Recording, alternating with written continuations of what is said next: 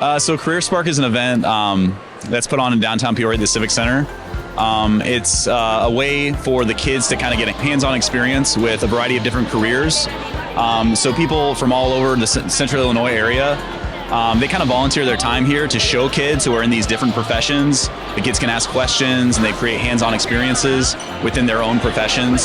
So the kids can kind of learn about what it's like to be a veterinarian or a dietitian or working in agriculture on a variety of other fields.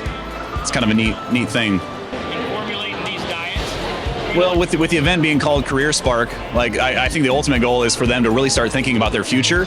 It's a lot closer than what I think a lot of them think that it is. In high school, they're going to have to kind of choose a way through, choose a path through high school, and that's going to kind of cater to what their interests are. And I feel like this is a great way to kind of learn about what they are interested in so they can plan and prepare for their future.